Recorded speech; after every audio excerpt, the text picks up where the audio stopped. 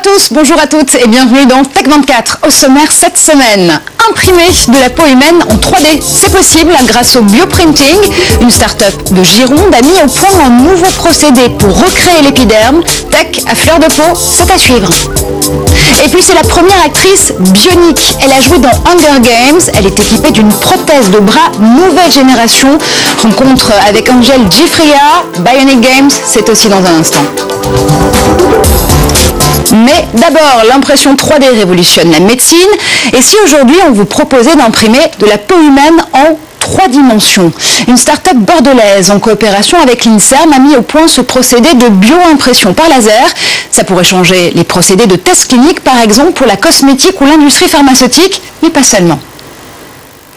Pour entrer dans ce laboratoire installé en banlieue bordelaise, il faut montrer patte blanche car à l'intérieur se trouve une technologie de pointe unique au monde selon ses concepteurs, des bio-imprimantes laser qui peuvent imprimer des tissus humains en 3 dimensions.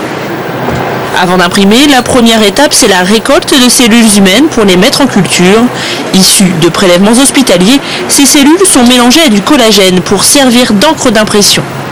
La bioimpression par laser fonctionne un peu comme une technologie jet d'encre, au sens où une impulsion laser va générer un jet d'encre, donc l'encre étant une sorte de suspension de cellules, et en déplaçant après le faisceau laser, on dépose des gouttes de cellules à différents endroits, et ainsi on reconstruit petit à petit, couche par couche, des structures 3D. Le résultat, pratiquement invisible à l'œil nu, est pourtant impressionnant une fois observé au microscope. Vivantes, les cellules vont commencer à interagir entre elles grâce au modèle prédéfini par ordinateur et exécuté par l'imprimante. Au bout de quelques jours, l'épiderme commence à se structurer. Le tissu a commencé à vivre après l'impression et donc, si vous voulez, normalement, le tissu, quand il est imprimé, il fait la taille du petit rond. Donc en fait, il se contracte sous l'effet des cellules.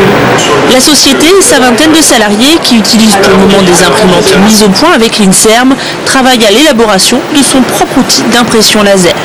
Avec la technologie laser, on a une résolution de l'ordre de 20 microns. Donc on peut imprimer cellule par cellule et ainsi donner beaucoup plus de complexité à ce qu'on produit et reproduire toute la complexité qu'on observe dans nos tissus et nos organes. L'entreprise vise les applications cliniques. Elle espère d'ici 10 ans être capable de produire par imprimante laser des greffons de peau pour soigner des patients, greffons qui seraient fabriqués à partir des propres cellules du donneur pour éviter tout rejet. Et pourquoi pas un jour, imprimer directement de la peau sur un patient blessé.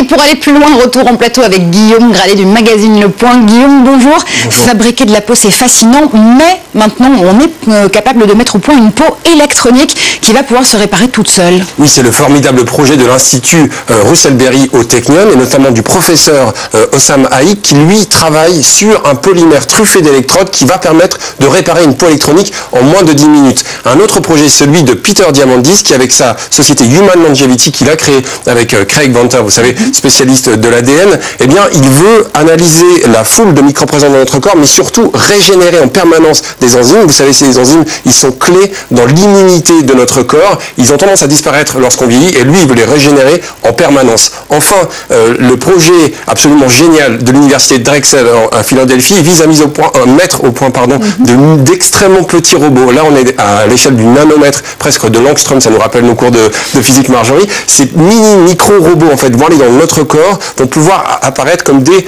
nano-chirurgiens. Ils vont déboucher nos artères et puis surtout, ils vont prévenir en cas de problème. Allez, on vous emmène cette fois-ci à la rencontre d'une femme cyborg. Elle est diplômée en psychologie. Elle démarre une très jolie carrière d'actrice. Vous avez pu la voir dans Hunger Games, Mockingjay par exemple. Et bientôt, elle sera aux côtés de Ben Affleck dans The Accountant.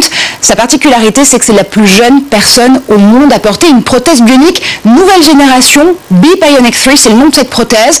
Un bras à $400 000 qui lui permet de reproduire des gestes aussi précis qu'une main humaine et qui est contrôlée par ses muscles. Alors tout de suite, on prend la direction de la Nouvelle-Orléans où on rejoint cette jeune personne, Angel Gifria. Bonjour Angel. Quelle est la vie quotidienne d'une femme bionique justement? Comment est-ce que vous arrivez à accomplir des choses nouvelles avec cette nouvelle prothèse? Ma vie quotidienne a vraiment changé depuis que j'ai cette main. Celle que j'avais avant disposait d'un mécanisme très limité. qui me permettait seulement de faire ça, des mouvements d'ouverture et de fermeture, c'est tout. Avec cette nouvelle main, je peux faire tellement de choses différentes. Je peux par exemple ramasser une pièce de monnaie, ce que je ne pouvais pas faire avant. Je peux aussi tourner mon poignet, je peux attraper des choses, utiliser un fer à friser le matin par exemple. Je peux maintenant tenir le fer. Je peux aussi vernir mes ongles et aussi porter ma valise à l'aéroport tout en regardant mon téléphone en même temps. C'est une main multitâche qui me donne de l'indépendance dans mes gestes du quotidien. Des choses qui étaient compliquées pour moi avant sont devenues tellement plus simples grâce à cette main. Et on surnomme l'actrice cyborg. Est-ce que justement cette particularité a changé la façon dont les réalisateurs vous perçoivent et vous choisissent pour des rôles ? Alors par rapport aux réalisateurs, le fait d'avoir cette nouvelle main m'inquiétait un peu au début. Mais en fait, avant de l'avoir, je portais une prothèse statique qui paraissait réelle, mais qui n'avait aucune fonction. Donc j'arrivais aux auditions comme n'importe quelle personne à deux mains. On ne remarquait pas que j'avais une prothèse jusqu'à ce qu'on me demande de faire un mouvement. Mais j'étais stressée à l'idée qu'on me juge ou qu'on me refuse un rôle à cause de la main qu'il me manque. Alors, quand j'ai eu cette main bionique, j'étais impatiente d'aller passer mes auditions avec. Je voulais leur montrer que j'étais heureuse d'être cyborg. Grâce à cette main, j'ai obtenu 2 rôles, dont l'un dans un film de Ben Affleck. Donc vraiment, cette main bionique, c'est un cadeau pour moi, à un point auquel je ne m'attendais pas. Angel, comment voyez-vous l'avenir de la bionique et pensez-vous que cette technologie sera un jour accessible au plus grand nombre ? À cause du prix, cette technologie n'est pas accessible à tout le monde. Ces prothèses sont très chères. Et j'espère que grâce à la recherche, ils pourront en faire baisser le coût. Le problème aux États-Unis, c'est que les assurances, qui avant remboursaient ce type de prothèse, affirment maintenant qu'il s'agit de technologies expérimentales et que donc ce n'est pas une nécessité médicale. C'est très frustrant. M'entendre dire que ce n'est pas vital d'avoir une deuxième main, je trouve ça insultant. Eux ont 2 mains, alors pourquoi pas moi? Bon, je pense qu'ils sont juste jaloux de ma main bionique. J'espère que dans quelques années, ces mains seront disponibles et facilement accessibles au plus grand nombre. J'attends avec impatience de voir comment la technologie va encore évoluer. Les choses ont tellement changé depuis la première main qu'on m'a posée lorsque j'avais 4 mois. Dans les prochaines années, j'attends des technologies comme l'implant d'électrode qui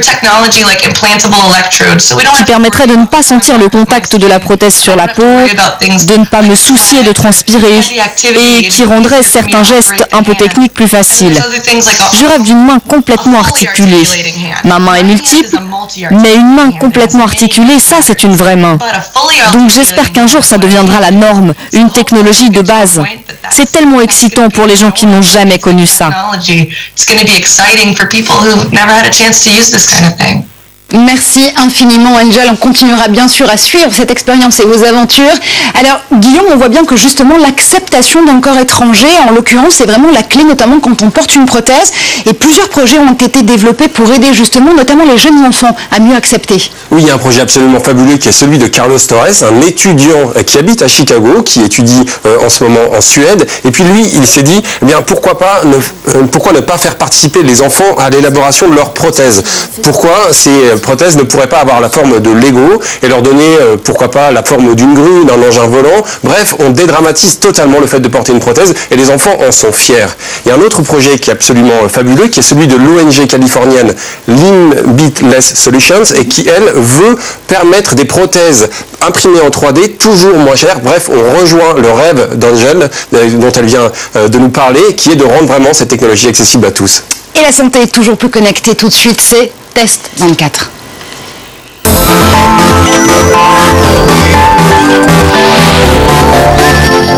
Santé connectée. connectés toujours avec des capteurs inattendus cette semaine. On démarre avec un capteur qui va lui combattre la somnolence. Et attention Guillaume, vous pourrez bien vous tirer l'oreille. Oui Marjorie, on connaissait Fujitsu, 80 ans né au Japon, qui nous avait habitués à des gadgets un peu surprenants. Il y avait ces chaussures traditionnelles, les Geta connectés. Ici, Fujitsu va littéralement nous tirer l'oreille, c'est-à-dire qu'il s'adresse à des chauffeurs professionnels grâce à ce capteur qui va analyser en permanence en fait les variations de notre rythme cardiaque. Cette variation, elle va aller grâce à un Bluetooth sur un téléphone, et ce téléphone va nous avertir, va sonner et va même vibrer, va vous dire attention, là tu t'endors un peu trop vite, ou fais attention, il faut que peut-être que tu t'arrêtes pour faire une pause. Ça s'appelle Philism. Il y a un autre capteur cette fois-ci qui lui est contenu dans un thermomètre. Ce thermomètre connecté, il va forcément faciliter la vie des parents puisque vous allez pouvoir suivre en direct l'évolution de la fièvre chez votre enfant et agir en conséquence. Oui, là également, on va s'adresser aux enfants et on va, c'est une start-up française qui est francilienne, qui est en région parisienne, qui s'appelle eTexCare, qui a mis au point ce petit Tuki. Ce petit Tuki, on va le mettre sous l'aisselle du bébé, en faisant bien attention de respecter la peau du bébé. Ils ont toute une foule d'homologation, et en le glissant, en le collant grâce à un autocollant qui ne fera pas mal quand on le détachera, ça c'est important pour un bébé, on va savoir à distance quelle est la température de votre enfant. Ça peut tranquilliser des parents, c'est possible de suivre plusieurs enfants, la santé de plusieurs enfants en même temps, de même organiser en fait l'agenda de l'enfant, si on va voir un médecin par exemple. Ce sont juste des petites aides du quotidien, mais qui sont intéressantes et qu'on a trouvé un peu surprenantes. Une application qui permet de communiquer avec son pédiatre comme avec un carnet de santé traditionnel. Merci beaucoup Guillaume pour ces explications, et vous l'avez compris, c'est la fin de cette émission. Merci à vous de l'avoir suivi. On se retrouve comme chaque semaine sur tous les réseaux sociaux associés au hashtag Tech24. Restez connectés, on se retrouve très vite en plateau.